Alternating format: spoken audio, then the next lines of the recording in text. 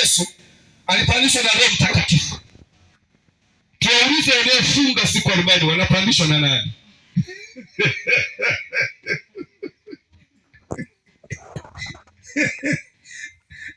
Nani anayewapandisha? Kwa sababu anakupandisha ndio kiongozi, si ndio jamani? Kisha alipandishwa na roho nyikani ili ajaribiwe na Ibilisi. Jambo la kwanza, kapandishwa na roho nyikani ili ajaribiwe na nani? Kuliko na majaribu haya, mwenzangu, wewe kuna jaribu gani ya siku 40 na kujaribiwa?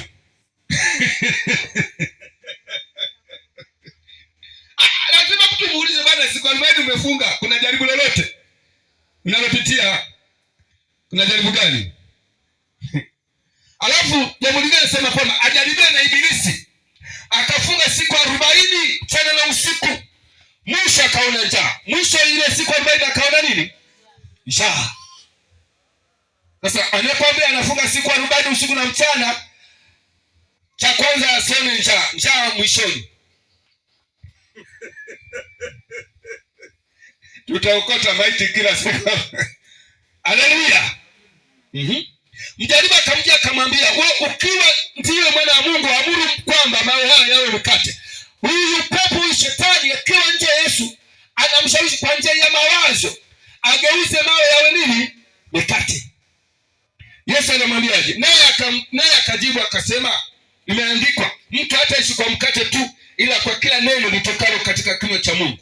Kisha Ibilisi akamchukua mpaka mji mtakatifu, akamweka juu ya kinara cha hekalu, akamwambia, ukiwa ndiye mwana wa Mungu, jitupe chini, kwa maana imeandikwa, atakuagizia malaika zake na mikononi mwao watakuchukua, usije ukajikwaa mguu wako katika jiwe. Yesu akamwambia tena, imeandikwa, usimjaribu Bwana Mungu wako. Mstari wa 8. Kisha Ibilisi akamchukua mpaka mlima mrefu. Ona haya yote akiwa nje. Jamani, Bwana Yesu asifiwe. Kisha Ibilisi akamchukua mpaka mlima mrefu mno, akamonyesha miliki zote za ulimwengu kwa nafari yake. Akamwambia, hayo yote nitakupa ukianguka kunisujudia.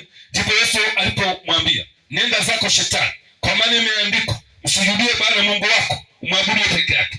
Kisha Ibilisi akamwacha. Tazama, akaja malaika wakamtumikia. Unaona funga ya Yesu ilikuwa kupambana na ujana wangu. Bwana Yesu asifiwe. Kwa hiyo na mimi nichukue hatua ya kupambana katika vita ya kiroho. Mojawapo ndio tunasisitizana, jamani, tusiache mkesha, tusiache maombi, tusiache ibada. Ni moja ya mambo ambayo yatatufanya tuwe na ufahamu wa kupambana na yule adui na tukamshinda. Hatumshindi yule adui wakati tumekaa tumeweka tama.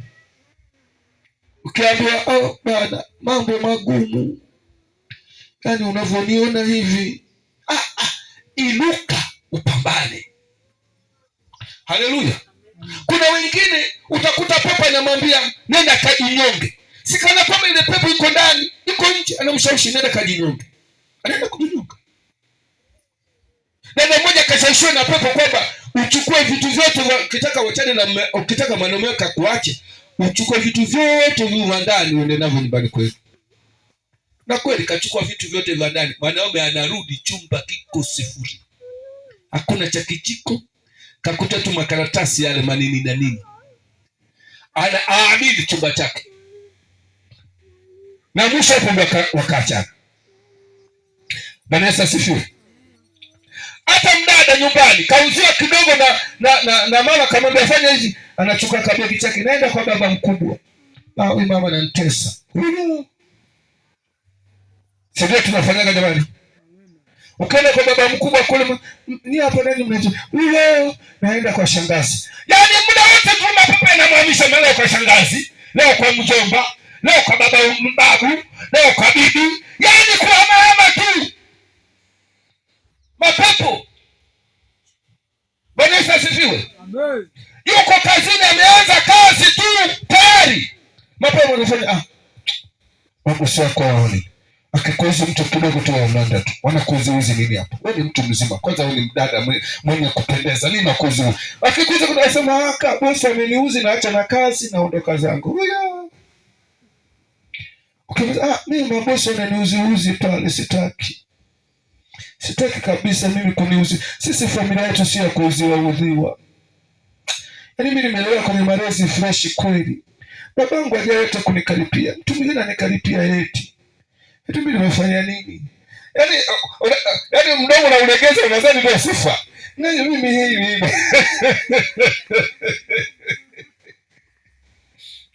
Hayo ni mapepo yanafanya kazi yakiwa nje. Sasa piga hizo roho kwenye maombi. Funga haribu, utaona jamani. Bwana Yesu asifiwe.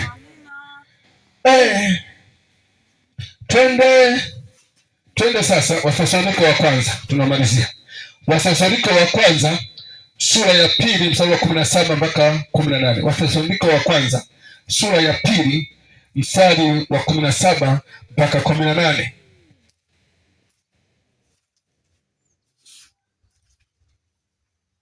Twende hapo tusome mstari wa 17 mpaka 18.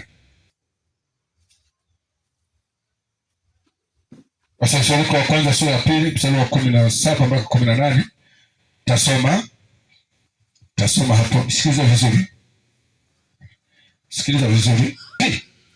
Lakini sisi ndugu, tukiwa tumefarakana nanyi kwa kitabu, kwa uso si kwa moyo.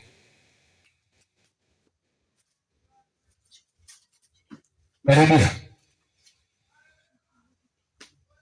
Sisi ndugu, tukiwa tumefarakana nanyi kwa kitabu, kwa uso wala si kwa moyo, tulizidi kutamani kwa shauku nyingi kuwaona nyuso zenu.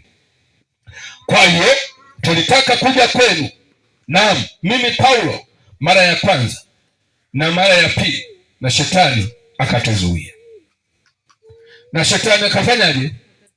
Akatuzuia.